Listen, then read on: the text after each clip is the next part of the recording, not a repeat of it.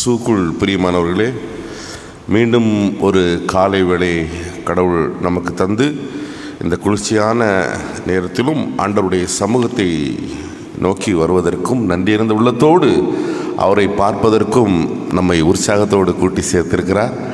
ஆண்டவர் சமூகத்திலே தெளிந்த எண்ணத்தோடு அவரை தொழுது கடவும். பிரியமானவர்களே, ஆண்டவருடைய ஊழிய பாதையில் அநேக மக்களை சந்தித்தார்.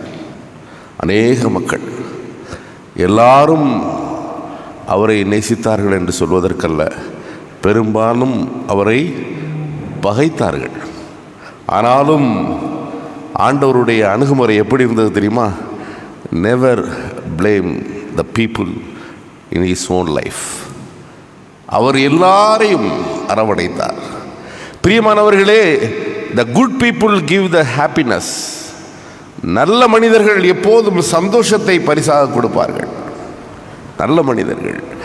த bad people give your experience. அனுபவத்தை கொடுப்பார்கள் சிலர் உங்களுக்கு. த worst people give you the lesson. பாடங்கள், படிப்பினைகளை சிலர் கொடுப்பார்கள். The best people, only the best people give you the memories. நல்ல நினைவுகளை கொடுப்பார்கள். வெகு சிலர் தான் அப்படி. நல்ல நினைவுகள் நமக்கு உத்வேகத்தை கொடுக்கும். அப்படி பாசிட்டிவாக நம்முடைய வாழ்க்கையில் யாரையுமே பிளேம் பண்ணாமல் ஆண்டவர் எப்படி தன்னுடைய ஊழிய பாதையை இந்த உலகத்திலே காண்பித்தாரோ அப்படி நீங்கள் வாழ அழைக்கப்படுகிறீர்கள். இந்த காலை வேளையை கொடுத்த ஆண்டவருக்கு முன்பாக, ஆண்டவரே, நான் என்னுடைய விசுவாச குடும்பத்திலே எப்போதுமே பெஸ்ட் பீப்புளாக இருக்கிறதற்கும், நல்ல நினைவுகளை கொடுப்பதற்கும், நல்ல அனுபவங்களை ஆண்டவரே நான் தருவதற்கு என்னை பாக்கியவானாக மாற்றும் என்று சொல்லி ஆண்டவர் சமூகத்திலே நம்மை ஒப்பு கொடுப்போம். ஆண்டவர் தாமே அப்படி நம்மை ஆசீர்வாதமாக நடத்தி பிரயோஜனப்படுத்துவாராக. ஆமேன். நம்முடைய பிரார்த்தனையின் ஆரம்பம் பிதா, குமாரன், பரிசுத்த ஆவியின் திருநாமத்தில் உள்ளது. தலைவணங்கி தெய்வ சமூகத்தில் நம்மை தாழ்த்துவோம். வாருங்கள். சோராது ஜெபித்திட ஜபாவி வரம் தாருமே, தடையாவும் அகற்றிடுமே,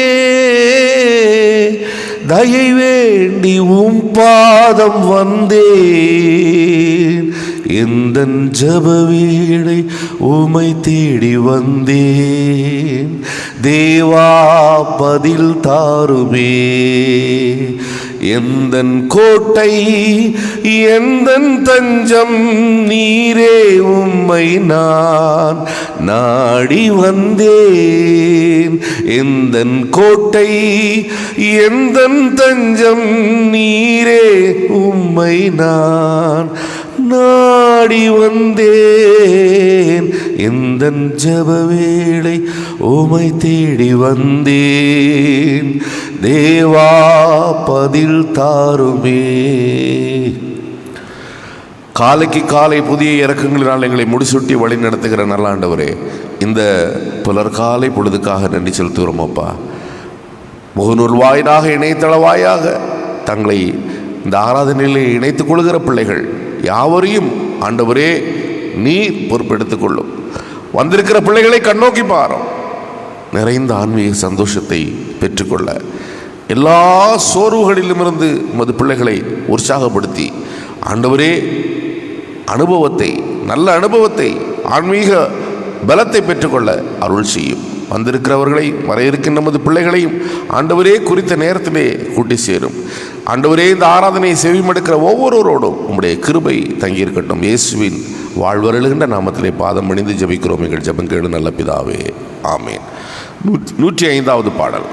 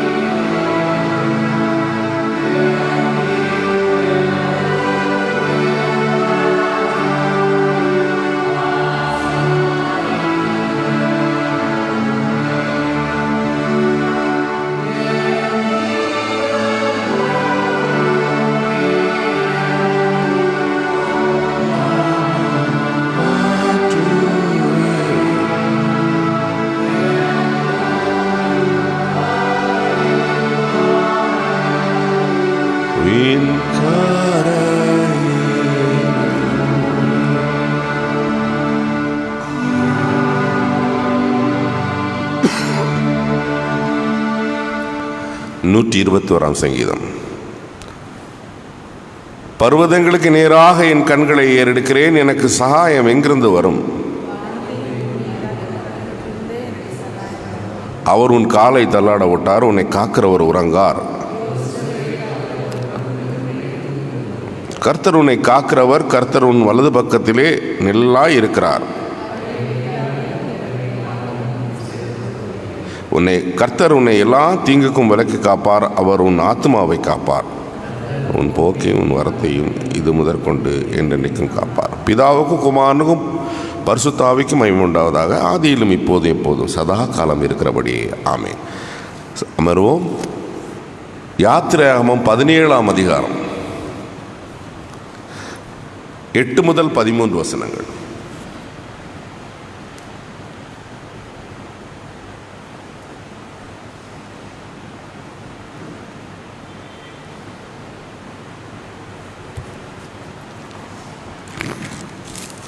யாத்திராகமம் அதிகாரம் 17 வசனங்கள் 8 முதல் 13 வரை. அமலேக்கியர் வந்து ரெவித்தீமிலே இஸ்ரவேலோடு யுத்தம் பண்ணினார்கள். அப்பொழுது மோசே யோசுவாவை நோக்கி, நீ நமக்காக மனிதரை தெரிந்து கொண்டு புறப்பட்டு அமலேக்கியோடு யுத்தம் பண்ணு, நாளைக்கு நான் மலை உச்சியில் தேவனுடைய கோலை என் கையில் பிடித்து கொண்டு நிற்பேன் என்றான். யோசுவா தனக்கு மோசே சொன்னபடியே செய்து அமலேக்கியோடு யுத்தம் பண்ணினான். மோசையும் ஆரோனும் ஊர் என்பவனும் மலை உச்சியில் ஏறினார்கள். மோசே தன் கையை ஏறெடுத்திருக்கைகள் இஸ்ரவேலர் மேற்கொண்டார்கள். அவன் தன் கையை தாழ விடுகைகள் அமலேக்கு மேற்கொண்டார்கள். மோசையின் கைகள் அசந்து போயிற்று. அப்பொழுது அவர்கள் ஒரு கல்லை கொண்டு வந்து அவன் கீழே வைத்தார்கள். அதில் மேல் உட்கார்ந்தான். ஆரோனும் ஊரும் ஒருவன் ஒரு பக்கத்திலும் ஒருவன் மறுபக்கத்திலும் இருந்து அவன் கைகளை தாங்கினார்கள். விதமாய் அவன் கைகள் சூரியன் அஸ்தமிக்கும் வரைக்கும் ஒரே நிலையாக இருந்தது. யோசுவா அமலேக்கையும் அவன் ஜனங்களையும் பட்டய கரைக்கினாலே முறியடித்தான் என்பது.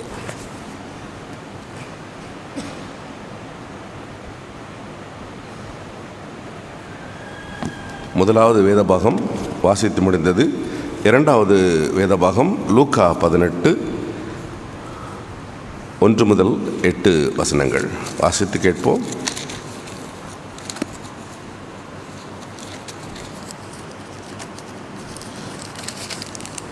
சோர்ந்து போகாமல் எப்பொழுதும் ஜெபம் பண்ண வேண்டும் என்பதை பற்றி அவர்களுக்கு அவர் ஒரு ஊமையை சொன்னார்.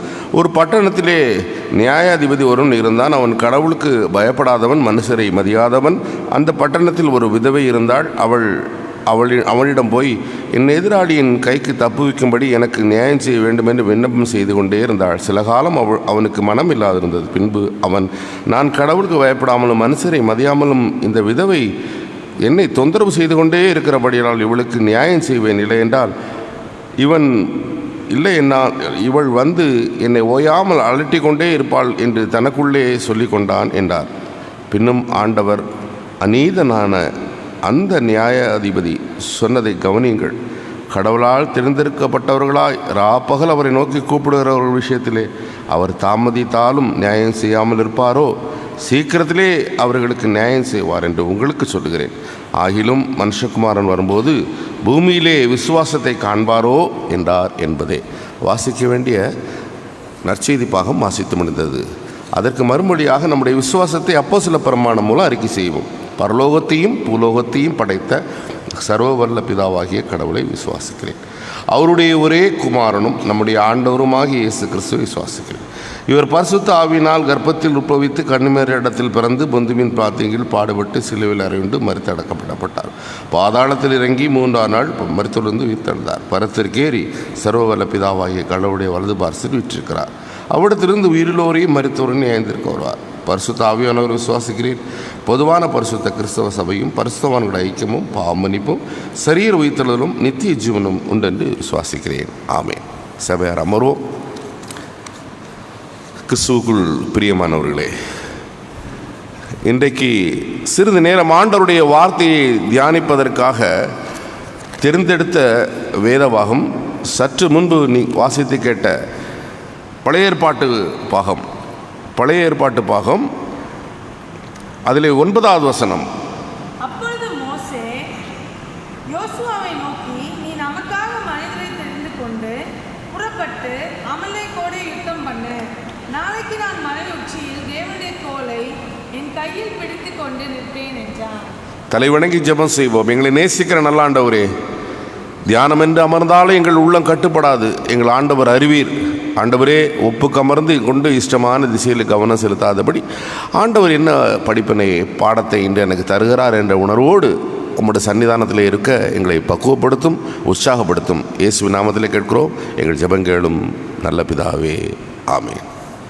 கிறிஸ்துவுக்குள் பிரியமானவர்களே, இங்கே நீங்கள் ஒரு வேத பகுதியை படித்தீர்கள், அப்படி தானே? மோசே யோசுவாட்ட சொல்கிறாரு, ஆட்களெல்லாம் கூட்டிட்டு நீ யுத்தத்துக்கு ஆயத்தமாயிருன்னு. யாரோடு யுத்தம்? அமலேக்கியரோடு யுத்தம். அமலேக்கியரோடு யுத்தம். பிரியமானவர்களே, இந்த அமலேக்கியர் யார்? ஏன் யுத்தம்? இஸ்ரவேலரோடு ஏன் யுத்தம் செய்ய வருகிறார்கள் அமலேக்கியர்? அன்பானவர்களே, இது வரலாற்றின் பின்புலத்தை நாம் பார்த்தோமானால்தான் அது காரணம் புரியும். இஸ்ரவேலர் யார்? யாக்கோபனுடைய வம்சம் இல்லையாம்மா? யாக்கோபுடைய சகோதரன் யார்? ஏசா. ஏசாவனுடைய பிள்ளைகள் எத்தனை தெரியுமில்ல உங்களுக்கு? ஒரு மனைவிக்கு 5, இன்னொரு மனைவிக்கு 6. முதல் பையன் வந்து உங்களுக்கு எலிபாஸ் என்று வேதத்தில் நம்ம எல்லாமே படிக்கிறோம். அதில் ஒரு பிள்ளை தான், ஒரு பையன் தான் இந்த அமலேக். அமலேக்கியர் வழி வந்தவர்கள், அந்த அமலேக் என்ற மகன் பேரிலே வழி வந்தவர்கள் அமலேக்கியர்கள். ஒரு மகன் பேர் யாதோம். யாதோமியர் இந்த ஊருக்குள்ளே வரக்கூடாதுன்னு இஸ்ரவேலரை சொல்றாங்க. இப்போ பகையினுடைய ரூட்டு தெரிஞ்சுக்கிட்டோமா? வேற எங்க இருக்கு? ஏன் தகப்பன், என் வம்சத்தின் முதல்வன், என் குடும்பத்தை சார்ந்தவனுடைய ஆசீர்வாதத்தை பறித்து கொண்டவன் தானே நீ. தலைமுறை பகை வருகிறது. யோசிப்பார்கள், பைபிள்ல இருக்கு. எங்க இஸ்ரவேலர்கள், இங்கு இஸ்லாமியருக்கும் பகை, ஒருத்தனுக்கு ஒருத்தர் பகை. இன்னும் இருக்குதே, எத்தனை ஆண்டு பகை. வேதத்தில் சொல்லப்பட்ட இஸ்லாமியரும் கிறிஸ்தவர்களும் ஏன் எல்லா இடத்துலையும் அன்பாக இருக்காங்க, ஒருத்தருக்கு ஒரு சகோதர அன்போடு பழகுறாங்க. ஆனால் அங்கே பாருங்க, தலைமை இடத்துல இஸ்ரவேல் அவங்களுக்கும் இன்னைக்கு வரலும் காசா பகை. எத்தனை விளைவுகள் இதுதான் பார்க்குறோம். இது எத்தனை தலைமுறை நடக்கு. சமீபத்தில் நான் தூத்துக்குடியில் முதல்ல 3 வருஷம், அப்புறம் 6 வருஷம், 9 வருஷம் இருந்தேன். அதனால் தூத்துக்குடியை பற்றி எனக்கு நல்லா தெரியும். தூத்துக்குடியில் 2 சமூகத்துக்கு இடையே பெரிய பகை, இன்னும் அந்த பகை இருக்குது. அது தீரணுங்கிறதுக்காக இப்போ சமீபத்தில் ஒரு படம் வந்திருக்கு, பைசன் அப்படின்னு ஒரு படம். பைசன்னா பெரிய காளமாடு அர்த்தம். கொடைக்கானல் இருக்கும்போது ஒரு நாள் பயந்து பிள்ளை வீட்டுக்குள்ளே ஓடி வந்தா, பா அந்த புதருக்குள்ளே 2 கண்ணு அப்படி இருக்குதுப்பா, அப்படியே பார்த்துச்சு பாடின்னு. அப்புறமே பார்த்தா யானை மாதிரி இருக்கு, பெரிய கொம்பை வச்சுக்கிட்டு. அதுதான் பைசன். ஒரு திரைப்படம், பாடம், படம் இல்லை, சமூகம் ஒற்றுமை ஆகணும், பேதம் இல்லாமல் இருக்கணும் என்று பாசிட்டிவ் அப்ரோச்சில் ஒரு திரைப்படம். நான் அந்த கிளிப்பிங்ஸ் தான் வீடியோவில் பார்க்கும்போது பார்த்தேன். நாங்கள் இருந்தனால எனக்கு அந்த விஷயம் நல்லா தெரியும். பிரியமானவர்களே, இங்கே அமலேக்கியர் இஸ்ரவேலரை பகைக்கிறார்கள். ஏன் பகைக்கிறார்கள் என்பதை நீங்கள் உள்ளூர புரிந்திருப்பீர்கள். அவர்களுக்கு அந்த தலைமுறை நூற்றாண்டு பகை, நூற்றாண்டு பகை. இஸ்ரவேலருக்கும் அங்கு காசால அவங்களுக்கு பல நூற்றாண்டு பகை. தூதுக்குள்ள சொன்னது 1/2 நூற்றாண்டு பகை பகை. ஆகவே அவர்கள் இவர்களை மேற்கொள்வதற்கு நின்றார்கள்.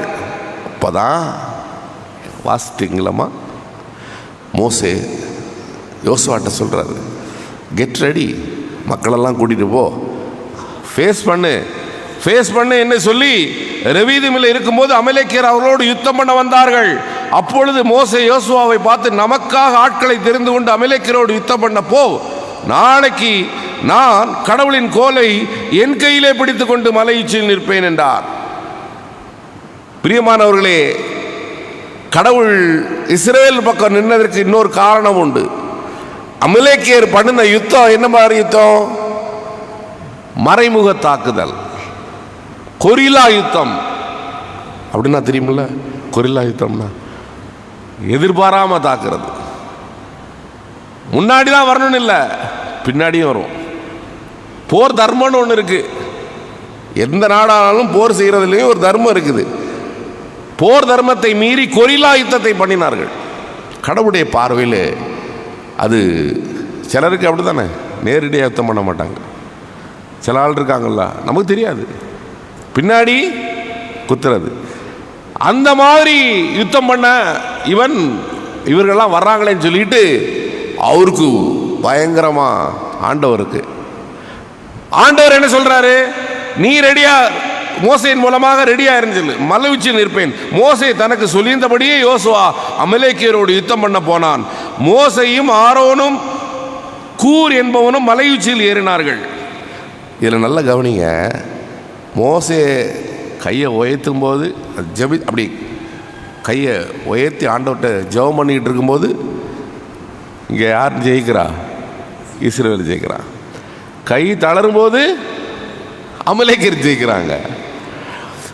இப்போ நல்ல கவனிங்க, அவன் ஜெபம் பண்றதுக்கு, இஸ்ரவேலர் வெற்றி பெறுவதற்கு கடவுளை மட்டும் அவன் சார்ந்து இருந்தான்.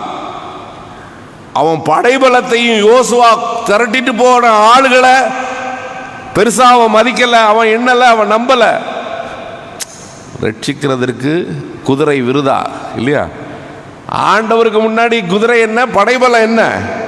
யோசு பாருங்க, பராக்கிரமசாலி என்ன, கோலியாத் என்ன, கவன் கல்லே போதும்ல.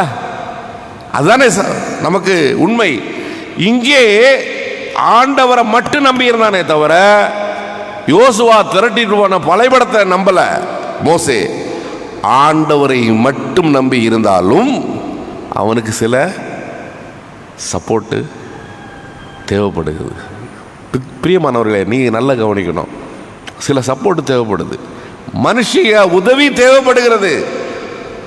ஆகவே இங்கே பாருங்க, இஸ்ரவேலர் மேற்கொண்டார்கள். அவன் தன் கையை தாழ விடுகையில் அமலேக்கியர் மேற்கொண்டார்கள். மோசேயின் கைகள் தளர்ந்து போகவே அவர்கள் ஒரு கல்லை எடுத்து வைத்தார்கள், அதன் மேல் உட்கார்ந்தார்கள். ஆரோனும் கூரும் ஒருவன் ஒரு பக்கத்திலும் ஒருவன் மறுபக்கத்திலும் அவன் கைகளை தாங்கி கொண்டிருந்தார்கள். பாருங்க, யோசி பாருங்க. ஏமா, ஒருத்தர் சோர்வடைகிறாரு, பலவீனமாகிறாரு இல்லையா? அவங்க மனசு தளர்றாங்கன்னா சப்போர்ட் பண்ணணும், அப்படிதானே? சப்போர்ட் பண்ணணும். மனுஷிகமாக ஒருத்தருக்கு ஒருத்தர் சப்போர்ட் பண்ணணும், சோர்வுகளை நீக்குவதற்கு. எப்படா இடம் காலியாகும், ஏய் மோசே நீ தள்ளிக்க, நாங்கள் பார்த்துக்குறோம் அப்படின்னு சொன்னாங்களா? அப்படி சொன்னாங்களா? அந்த இடத்த நம்ம பிடிச்சிருவோம். இப்போ சேருக்கு தானே சண்டை, பெரிய சண்டைலாம் நடக்கு, அந்த இடத்த பிடிச்சிக்குவோம், சூழ்ச்சி செஞ்சு. அவர் ரொம்ப தளர்ந்துட்டாரு, நம்ம பிடிச்சிருவோம். அப்படிலாம் நினைக்கல, அவனுக்கு சப்போர்ட் பண்ணுவோம். வலது பக்கத்தில் அவன், இடது பக்கத்தில் அவன். பிரியமானவர்களே, ஆளையே அப்புறப்படுத்த நினைக்கல, அந்த சூழலை ஆதாயப்படுத்த நினைக்கல. அவனுக்கு ஆதரவு கரம் நீட்டி அவனுக்கு உதவி செய்வதற்கு கை கொடுக்கிறார்கள். கரம் உயரும் போது நாம் ஜெயிக்கிறோம் என்ற ஒரு நம்பிக்கையிலே அந்த உதவிக்கரம் நீட்டுகிறார்கள். பிரியமானவர்களே, அழகா சொல்றாரு பாரதி. என்ன சொல்றாரு? தினம் சோறு தினம் தேடி தின்று பல சின்னஞ்சிறு கதைகள் பேசி பிறர் வாட துன்பம் பல செய்து கூடி கிளப்பருவம் எய்த பின் மாயும் சில வேடிக்கை மனிதரை போல வீழ்வேன் என்று நினைத்தாயோ? எப்படா சரிவே நினைச்சிட்டு இருக்கியா? அப்படி இல்லை என்று முண்டாசு கவிஞன் பாடின மாதிரி அந்த கரங்களை உயர்த்துவதற்காக நான் கரம் கொடுக்கிறேன். தளர்ந்து போன சோர்ந்து போன கரங்களை உயர்த்துவதற்காக.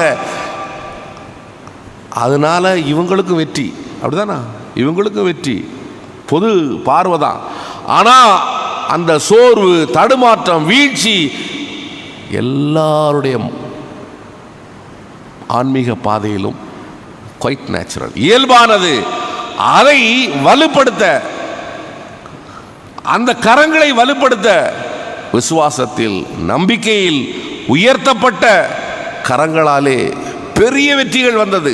வரலாறு காட்டுகிறது. ஒருங்கிணைந்த கரங்கள், அதனாலே பெரிய வெற்றி வந்தது. காரியங்கள் நடந்தேறுகிறது. இன்னைக்கு ஆன்மீக வாழ்க்கையிலே தாங்கி பிடிக்கின்ற கரங்கள் தேவை. பிரியமானவர்களே, சரியான பார்வை, சரியான புரிதலோடு இந்த டெக்ஸ்டை நம்ம அணுகணும். தாங்கி பிடிக்கிற கரங்கள் தேவை. மோசேயின் கரங்களை ஒரு சைடு யார் பிடிச்சுக்கிட்டா? ஆரோன். இன்னொரு சைடு கூர் பிடிச்சுக்கிட்டான். அப்படியே பிடித்து நின்றார்கள். எளிதாக அமலேக்கியரை ஜெயித்து இஸ்ரவேலர் முன்னேறி வந்தார்கள். பிரியமானவர்களே, இந்த டெக்ஸ்டின் மூலமாக நமக்கு கடவுள் என்ன படிப்பினை தருகிறார், என்ன பாடத்தை தருகிறார்? தளர்ந்த கரங்களை உறுதிப்படுத்த நான் உணர்வுபூர்வமாக என்னுடைய பங்களிப்பை தருவேன். தாங்கி பிடிக்கும் கரங்கள் தேவை என்பதை உணர்ந்து ஒருவருக்கொருவர் நாங்கள் சோர்ந்து போகாமல் தாங்கி பிடித்து ஆண்டவருக்குள் நாங்கள் பெரிய பாக்கியத்தை, வெற்றியை பெறுவதற்கு நாங்கள் சகோதர கரங்களாக, சகோதரிகள் கரங்களாக ஒருவர் தாங்கி பிடிப்போம் என்ற உணர்வோடு நம்முடைய பங்களிப்பை வெளிப்படுத்துவோம். ஆண்டவர் தாமே இந்த வார்த்தைகளை கொண்டு தாங்கி பிடிக்கிற கரங்களாக நம்முடைய கரங்களை அர்த்தமுள்ள கரங்களாக மாற்றி ஆசீர்வாதத்திற்கு ஏதுவாக வழி நடத்தி காப்பாராக. ஆமீன். எல்லா புத்திக்கும் மேலான தெய்வீக சமாதானம் உங்கள் இருதயங்களை, சிந்தனைகளை கிறிஸ்து இயேசுக்குள் நிலைவரப்படுத்தி காப்பாராக. ஆமீன். 592வது பாடல்.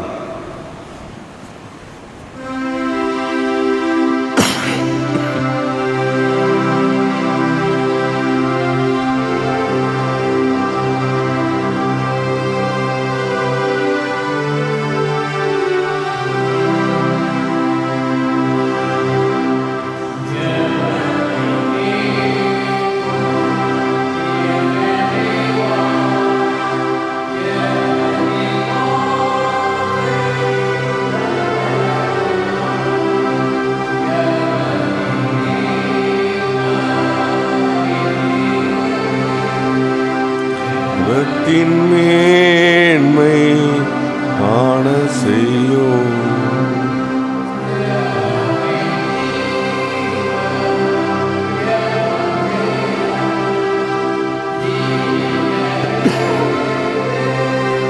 இதுவே சட்டம்.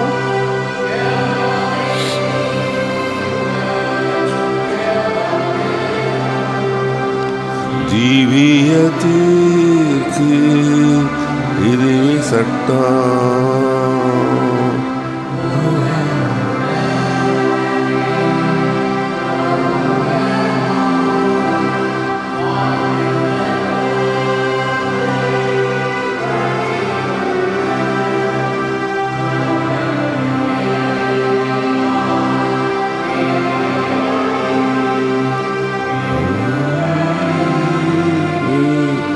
கிருபை செய்யும்.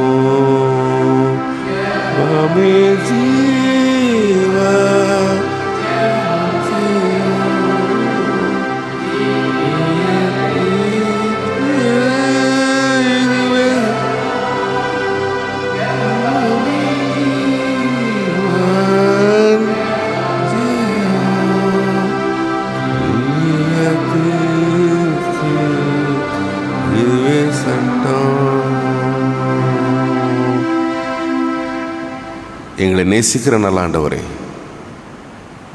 சோர்ந்து போகின்ற தளர்ந்து போகின்ற ஆண்டவரே கரங்களை தாங்கி பிடிக்கின்ற கரங்களாக ஆண்டவரே எங்களுடைய கரங்கள் வெற்றிக்கு, மற்றவர்களோட வெற்றிக்கு, எங்களுடைய வெற்றிக்கு ஆண்டவரே உயரும் கரங்களாக இருக்க ஆண்டவரே எங்களுக்கு கிருபை செய்யும் சுவாமி.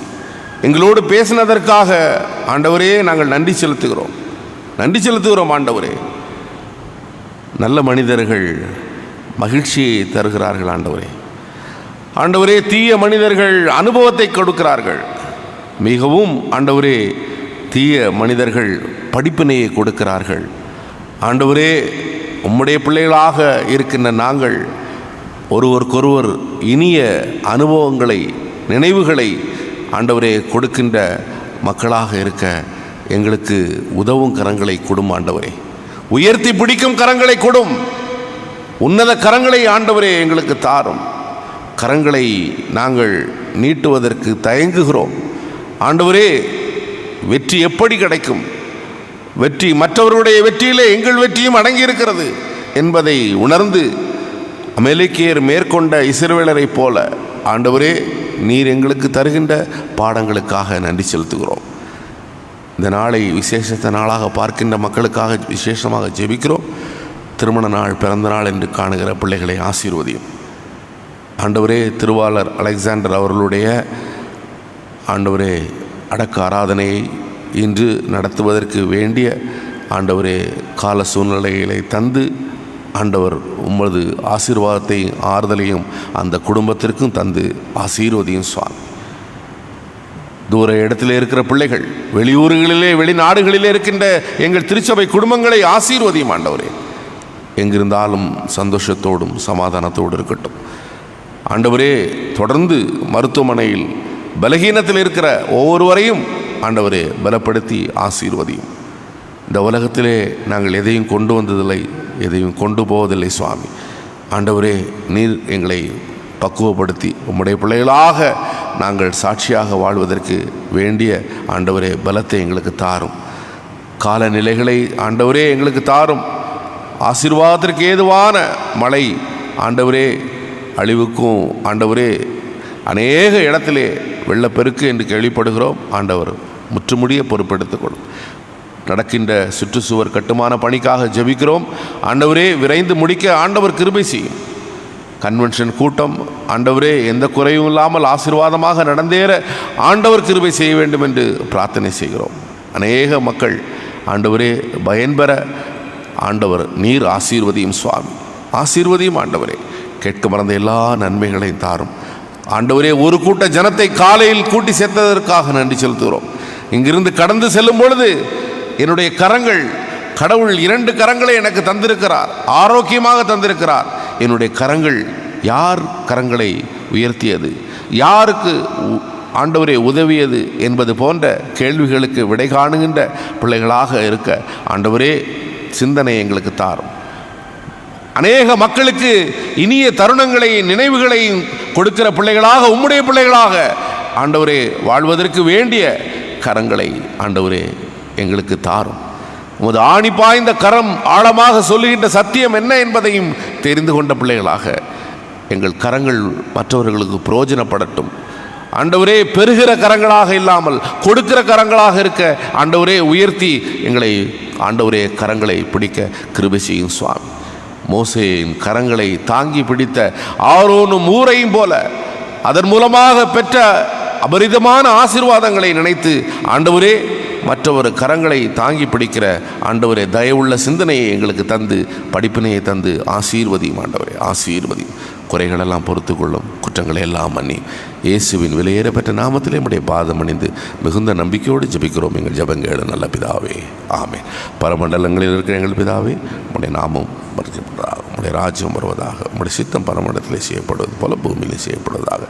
அன்னண்டு வேண்டிய ஆகாரத்தை எங்களுக்கு தாரும். எங்கள் கடனாளிகளுக்கு நாங்கள் மன்னிக்கிறது போல எங்கள் பாவக்கடங்களை மன்னி எங்களை சோதனைக்குட்பட பண்ணாமல் தீமைந்து ரட்சித்துக் கொள்ளும். ராஜ்யமும் வல்லமையும் மகிமையும் என்ன இன்றைக்கும் முழுவைகளே, ஆமென். ஆசீர்வாதம். ஆண்டவராய் இயேசு கிறிஸ்துவின் கிருபையும் பிதாவின் அன்பும் தூயாவின் துணையும் இன்றும் என்னும் சதா காலம் நம் அனைவரோடும் வந்து ஆசீர்வதித்து காப்பாராக. ஆமீன். என் ஆத்மாவே கர்த்தரை சோஸ்திரி, என் முழு உள்ளமே பரிசுத்த நாமத்தை சோஸ்திரி. என் ஆத்மாவே கர்த்தரை சோஸ்திரி, கர்த்தர் செய்த சகல உபகாரங்களையும் மறவாதே. ஆமீன். ஆமீன். சமாதானத்தோடு செல்வார்.